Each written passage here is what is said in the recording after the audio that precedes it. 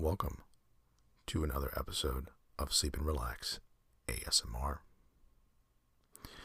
This episode features another edition of ASM Articles. For those unfamiliar, ASM Articles is a series where we take a person, place, event, thing, etc., and we learn about said topic via their wiki page. For some, it's informative, others boring, and for all, it really helps induce sleep. At least that's the idea.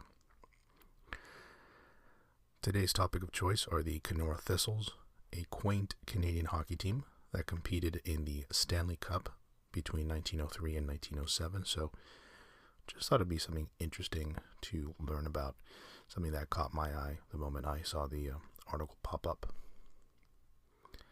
Now, before doing so, I'd like to thank the master mattress makers over at Helix for sponsoring this episode.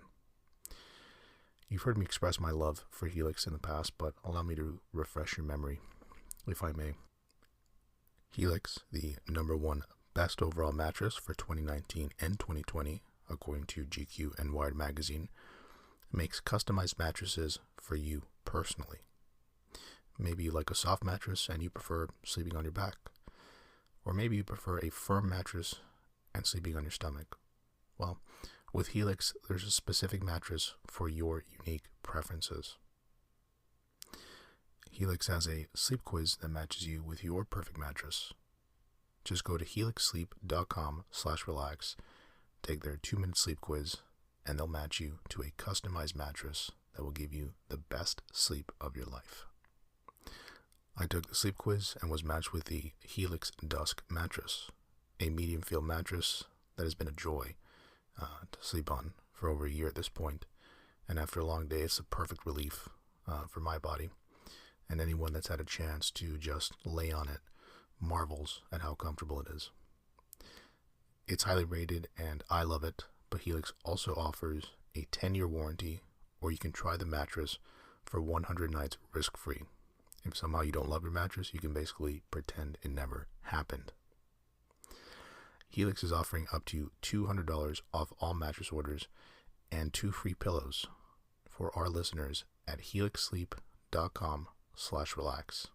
That's Helix, HELIX, sleep.com/relax for up to $200 off.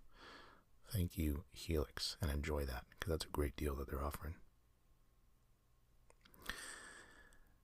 And now we move on to the Kenora Thistles, the subject or topic of today's ASM article. The Kenora Thistles, officially the Thistles Hockey Club, were a Canadian ice hockey team based in Kenora, Ontario. Founded in 1894, they were originally known as Rat Portage Thistles.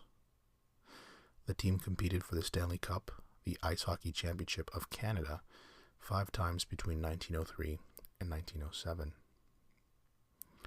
The Thistles won the cup in January 1907 and defended it once before losing it that March in a challenge series.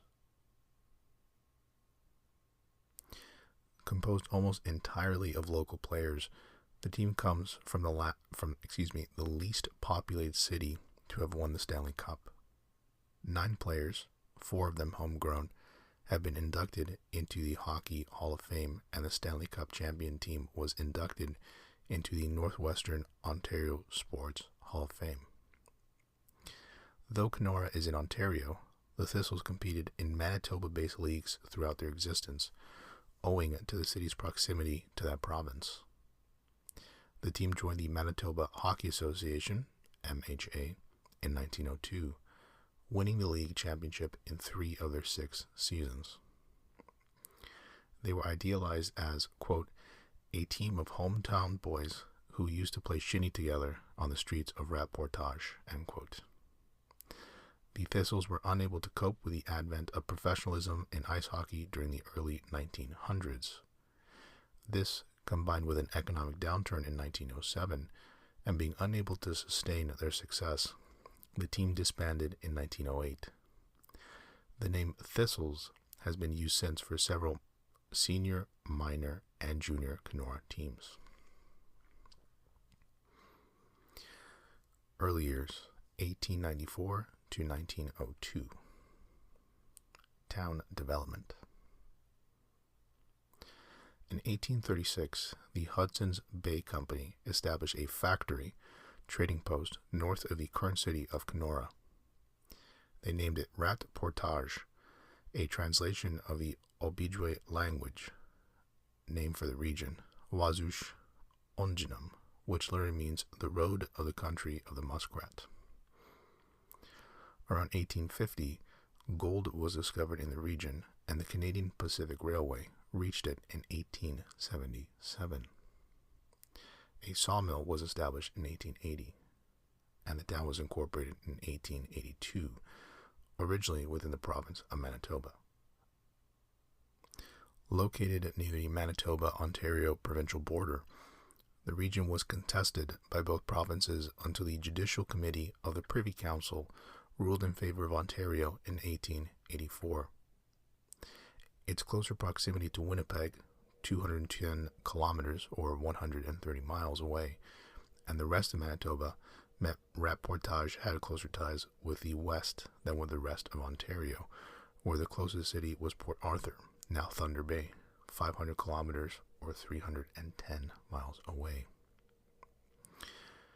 With the railroad connecting Rat Portage to central and eastern Canada, the town grew quickly, growing from only a few people before the railway link to 5,202 in 1901 and 6,257 by 1908. The town grew to support several industries, mainly lumber, mining, and fishing, but also milling, power development, and tourism. An ice rink called the Princess Rink was built in 1886. It was replaced in 1897 by the Victoria Rink, which had more seats, 1,000, and a larger ice surface. The town's name was changed on May 11, 1905 to Kenora, which was derived from the first letters of the three neighboring municipalities, Keewatin, Norman, and Rat Portage. The change occurred due to the establishment of a new flour mill in town. Sports historian John Wong has suggested that local businessmen felt the name Rat Portage would not encourage sales of flour. Very interesting. Next up, we move to the formation of the thistles. Sorry, I said that a little loud. Thistles. The first recorded ice hockey game played in Rat Portage was on February 17, 1893, organized by the Hardisty brothers, who had recently moved from Winnipeg to take part in a minor gold rush in the region. A club was formed in 1894 with a contest held to name it. The winning entry, Thistles, was chosen by Bill Dunsmore, a carpenter with Scottish heritage. George Dewey, one of the wealthiest people in the town, donated the initial funds for the team. In recognition, he was named the club's honorary president. Most of the players were from wealthy families or independently wealthy. They had the means both to take time off work and to cover the considerable expenses associated with ice hockey. The club had no owner or financial backer, and apart from Dewey's initial donation, local businesses never supported it financially. It was a community effort with officers elected to make decisions for the club. As a result, the club was strained financially and would be throughout their existence. In March 1894, they successfully hosted a benefit concert to raise funds. Though a similar attempt the following year did not bring in as much money, concerts were held yearly until 1903. Initially, the games were played within the club, but the players quickly grew tired of this. In 1894, the team was admitted to the Manitoba and Northwest Hockey Association and entered the second-tier intermediate level. Though based in Ontario, the Thistles joined the Manitoba League because they were geographically closer to its teams. In their first season, they won 12 games, showing they could easily compete at that level. In January 1896, a game was held in Kenora between the senior team and a junior-age team with players aged 12 to 16. The junior players, many of whom were related to players on the senior team, felt they could compete with the older team and subsequently won, easily defeating their opponents. In a 1953 newspaper article on the match, Lowry Johnston, who was on the senior team, explained, quote, "They were just too fast for us," end quote. A legend developed that the senior team quit hockey after that match, letting the junior players take their place in the Manitoba League. While this may not have happened as quickly as suggested, many of the players from the junior team soon joined the senior team and would hold major roles on the Thistles. Bolstered by the younger players, the Thistles finished second in the Manitoba Intermediate League in 1899 through 1900. They won the league title in 1900 through 1901, greatly outscoring their opponents. When the team started in the 1901 through 02 season with a lopsided 12-0 victory, the club's executives became concerned. They felt if the games were not competitive, people would not come to watch them, resulting in less revenue. Believing the team was strong enough to move up, they appealed to join the Senior Manitoba Hockey Association, which had two teams that season, both in Winnipeg, the Victorias and the Winnipeg Rowing Club. To prove they could compete, the Thistles played an exhibition match against the Victorias, one of the best teams in Canada and the previous winner of the Stanley Cup, the championship trophy of ice hockey in Canada. The Thistles fared well in the match, but the two Winnipeg teams decided against allowing them to join the league, arguing the Thistles applied too late in the season. Returning to the Intermediate League, the Thistles, weakened by injuries to several players, finished in a tie for second overall. After the season ended, Tommy Phillips, one of the best players on the Thistles, moved to Montreal to attend McGill University.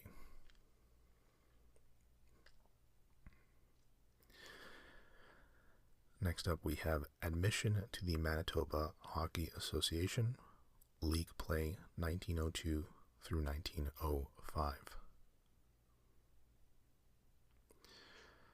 Before the 1902 through 03 season, the Thistles were admitted to the Senior League along with the Brandon Wheat Cities and the Portage La Prairie Plains.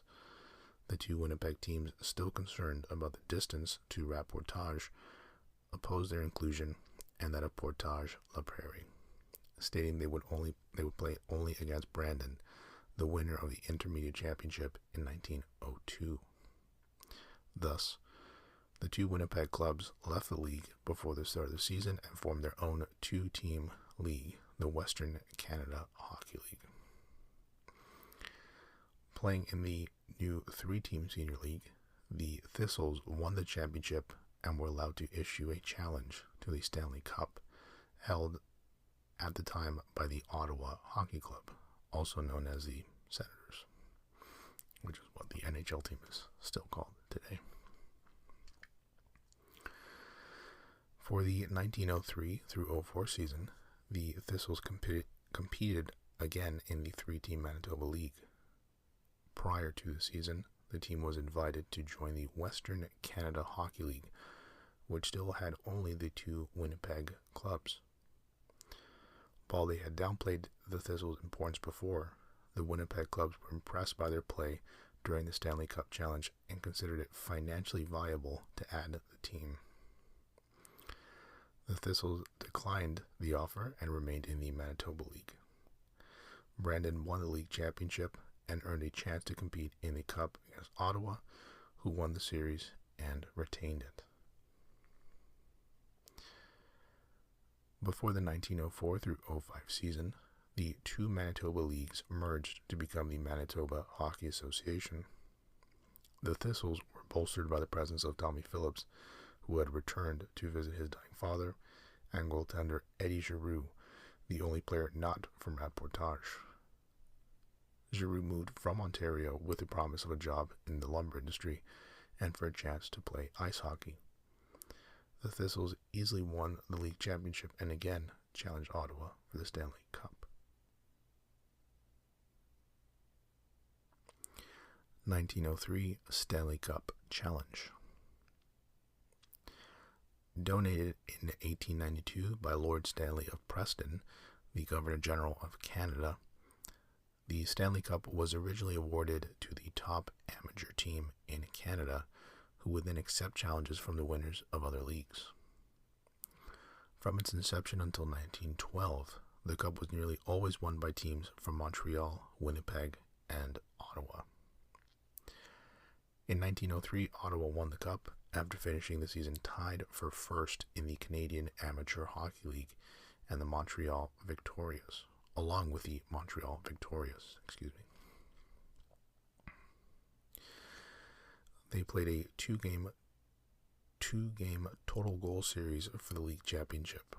The Montreal Hockey Club, who had held the Cup, finished third in the league and therefore lost the right to keep it.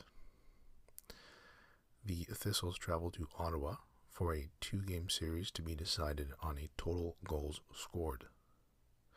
Relatively unknown outside Manitoba and Western Ontario, there was little press coverage of the team before the start of the series.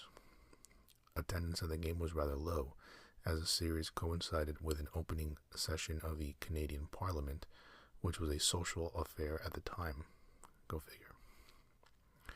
While the matches between Ottawa and Montreal, held just days earlier, attracted around 3,000 spectators, the Thistles game saw 1,500 and then 1,000 viewers. Ottawa won the first game 6-2, media summaries suggesting the Thistles were nervous and unprepared for Ottawa's skilled play. Ottawa won the second match 4-2 and retained the Cup. Though the press credited the Thistles for being vastly improved, they felt that overall the team lacked the finer points of the game.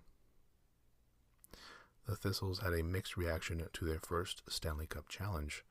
Small crowds made it a financial failure. The team lost about $800 Canadian, a considerable sum at the time. It was still seen as an important step for the team, as it showed they could compete with the best teams in Canada. Team captain Tom Hooper, said that they were, quote, comparatively inexperienced and consequently a little nervous, end quote. They were not the least discouraged and planned to be better qualified to play Ottawa the year after. 1905 Stanley Cup Challenge. The Cup Challenge was again played in Ottawa, this time in a best-of-3 series. Media reports about the Thistles were more positive than those of 1903, the team being regarded as a strong chance for the Cup. Attendance for the series was considerable. The games attracted between 3,500 and 4,000 spectators, and hundreds more waiting outside for entry. There were also thousands across Canada who eagerly waited in newspaper offices and other venues for live telegraph reports of the games. Newspaper reports made a point of mentioning the homegrown nature of the team, as some of them had begun to use professionals. The Thistles won the first match 9-3, using a new style of play. With forward passing forbidden in ice hockey, conventional strategy was for teams to shoot the puck into the opposing end of the skate after it. So to shoot the puck into the opposing end and skate after it, thereby losing possession of the puck. Instead, as it moved forward, it's kind of misworded there. Instead, as the puck moved forward, the Thistles emphasized skating and passing the puck back and forth, keeping control of it. This strategy was aided by their point and cover point men, early names for defensemen, who lined up on the ice side by side rather than one in front of the other, as was common at this time. Ottawa star Frank McGee had missed the first game. He returned for the succeeding games, helping Ottawa to win the remaining games 4-2 and 5-4 and retain the cup. Though the Thistles lost the challenge, they were praised, newspapers noting the players' speed in particular. The Montreal Star claimed the Thistles were not only the fastest team in the West to challenge for the cup, but the fastest ever seen anywhere on ice.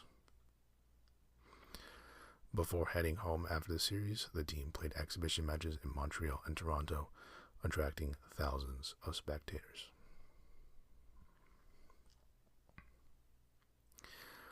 Stanley Cup champions. League play 1905 through 1907. The 1905 through 06 season saw Kenora, as the town had been renamed, easily win the championship, setting up another challenge for the Cup scheduled for January 1907. Due to fears that teams were covertly paying their players, the Winnipeg Rowing Club, which had been expected to play in the MHA, withdrew. As ardent followers of amateurism, Canadian sporting rules made anyone who played against a professional as well. The club could not take part and had been replaced by the Winnipeg Hockey Club. Interesting. The other league teams denied paying players, the Thistles calling the accusations, quote, ridiculous. Despite these denials, it is quite likely there were paid players in the league. Sports historian R.S. LePage has noted that by this point, quote, it was generally recognized that most Eastern teams were paying their players, and it would be reasonable to expect that teams of the MHL had to pay their star players to retain their services, end quote. As early as 1903, financial offers had been made to players from the International Hockey League based in Michigan, the first openly professional ice hockey league in the world. Before the start of the 1906 through 07 season, the issue of professionalism came up again for the Manitoba League. While most of the league's teams felt it should turn professional, the two Winnipeg teams, the Victorias and Winnipeg Hockey Club, were against the move and left the league. Though the league was now openly professional, the Thistles continued to remain a homegrown team despite rumors before the season there would be a major overhaul of the roster. To accommodate the Thistles' challenge against the Wanderers in January, which saw the team gone for nearly a month, modifications to the regular season schedule had to be made. As the Thistles were a popular team and likely to draw large crowds, the other teams wanted a double round robin format, 2 home games, 2 away games against each other. The Thistles were against this and wanted to play only 1 home and 1 away game against each other, as they would be gone for nearly a month for their Cup challenge. Ultimately, a compromise was reached. The Thistles would play 1 home and 1 away game, while the other 3 teams would play 2 home and 2 away. Since this would lead to an unbalanced schedule, the Thistles would have played 6 while the others would have played 10. Scores in the game would not in the games not including the Thistles would be combined for the purposes of the league standings, so all teams would be credited with 6 games played. Next we move on to January 1907 Stanley Cup Challenge. As the 1906 champion of the Manitoba League, Kenora earned the right to challenge for the Stanley Cup, which was held by the Montreal Wanderers, but the season ended too late for the series to be held that year. It was postponed until January 1907 during the league's regular season play. The Thistles left for Montreal and the Cup Challenge on January 12, 1907. Taking advantage of the new professionalism of their league, the club hired Art Ross and Joe Hall from Brandon, considered 2 of the best players in the Manitoba League. It is unclear how much they were paid for the series, but ice hockey historian Eric Zweig has speculated the amount was substantial, though Hall did not play any games for the Thistles. This marked the first time the Thistles had paid players on the team and confirmed their status as a professional club. The Wanderers, by contrast, had 5 professional hockey players and 4 amateurs. Though the Thistles hired 2 professional players, the media again emphasized the team consisted mainly of local amateurs and noticed the Wanderers had hired multiple professional players, most notably Hot Stewart, who had played previously for the Pittsburgh Professionals. Even so, the consensus was that the Thistles were the favorites to win the Cup. The first game of the 2-game total goal series was held on January 17th in Montreal. Tommy Phillips scored all 4 Kenora goals in a 4-2 victory. The second game on January 21st saw him record a further 3 goals as Kenora won 8-6, giving them a 12-8 series win and the Stanley Cup. Following tradition, the Thistles had their name engraved on the cup. Unlike previous winners who wrote on the side of the ball, the Thistles had Thistles of Kenora 12, Wanderers 8, /Montreal 17th and 21st, 1907 engraved inside it. On their return to Kenora later in January, the Thistles were warmly received. A reception at the Opera House saw each player given a commemorative cup by the city among other gifts. The team's dire financial situation meant that an admission was charged for the celebratory banquet, unusual for similar events at the time. There were signs of improved finances, though. The owners of the Victoria Rink, where the team played, stated their intention to build a 4,000 to 5,000 seat replacement rink. This would have been the largest rink west of Ontario and dwarf the 1,000 seat Victoria Rink. March 1907 Stanley Cup Challenge. Almost immediately after the Thistles won the Stanley Cup, the Wanderers, who had won the ECAHA championship, issued a challenge for a rematch. William Foran, one of the Cup's trustees, told the Thistles they first had to win the Manitoba League title. Brandon and the Thistles finished in a tie for first, so a 2-game total goal series was played to decide the league championship. Kenora won both games 8-6 and 4-1. The Thistles signed 3 new players, as the league season and cup challenge had seen regular players, Hooper, Billy McGimsey, and Phillips, sidelined by injuries. Fred Whitcroft, who had played in Peterborough, Ontario, was signed for the rest of the season for a reported $700 fee. To further bolster the team for the Cup Challenge, the Thistles signed Alf Smith and Harry Rat Westwick, both from the Ottawa Hockey Club. Each player made their debut in the league's final season game and played in the series against Brandon. Smith and Westwick's signings drew protests from the Wanderers. They argued that since they spent the entire season with Ottawa in the ECAHA, they should not be eligible to play for Kenora, as players had to play the full season with their team. The Thistles countered by arguing that the Wanderers brought in Hod Stewart and Riley Hearn back in January. Foran defended the choice to allow Stewart, noting there had been no protests in January, and said that since Stewart and Hearn spent the season with the Wanderers, they were eligible. A further issue arose when Foran told the Thistles that, owing to the larger arena in Winnipeg providing greater revenue from ticket sales, the series would be played in Winnipeg, not Kenora. It would begin the day after the Thistles finished their series with Brandon and would be a best-of-3-game series. With the details of the series settled, the first game was held on March 23rd, which the Wanderers won 7-2. The Thistles won the second match on March 25th, 6-5, but lost the series 12 goals to 8.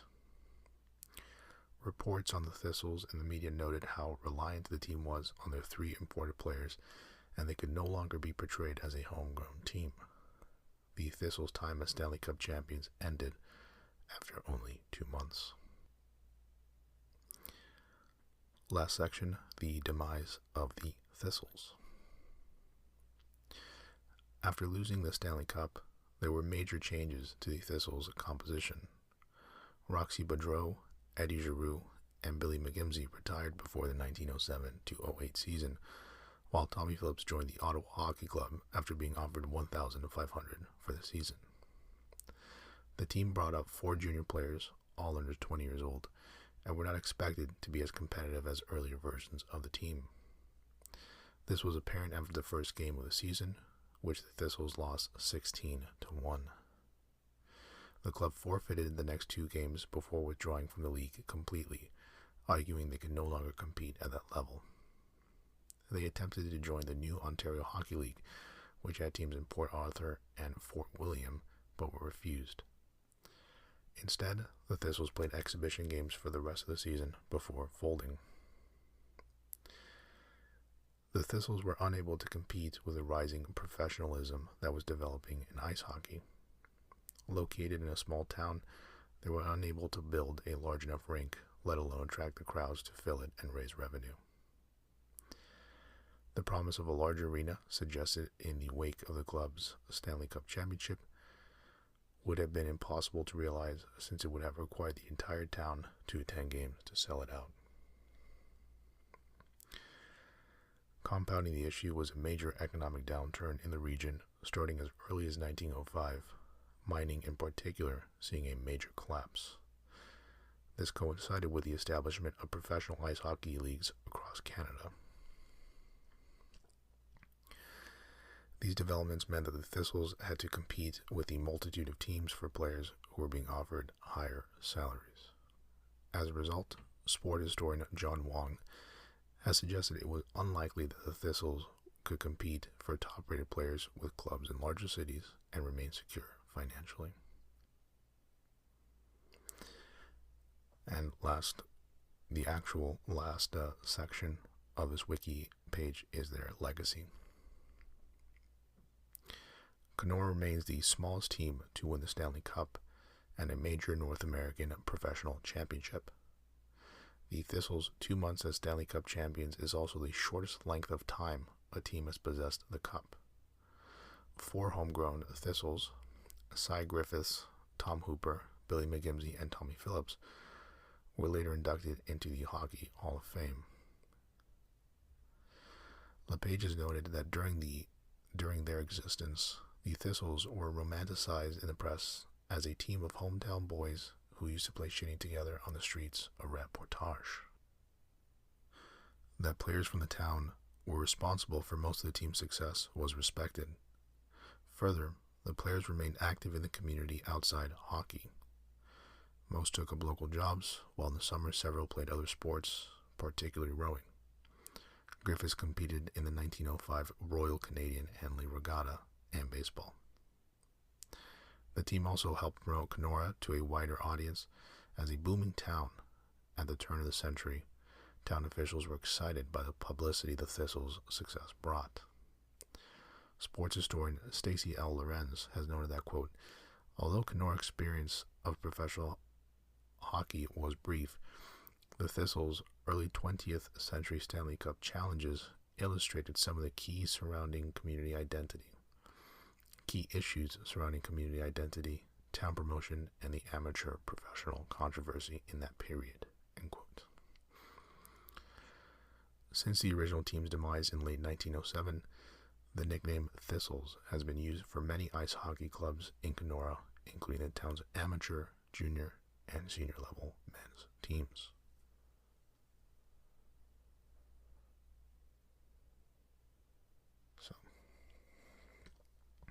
And there you have it, the Kenora Thistles. I had a really nice time learning about them. I think it's really interesting to hear about small towns and little moments in history that for some people was so important, and that, if you don't take the time to learn about, you would never know. But very interesting. Well, I hope you enjoyed it. If you have any comments, suggestions, questions, you can always email me. hello@sleepandrelaxasmr.com. Thanks again to Helix. Remember, go to helixsleep.com/relax. They've got an offer waiting for you. That's all for this episode. Thanks as always for listening, and take care.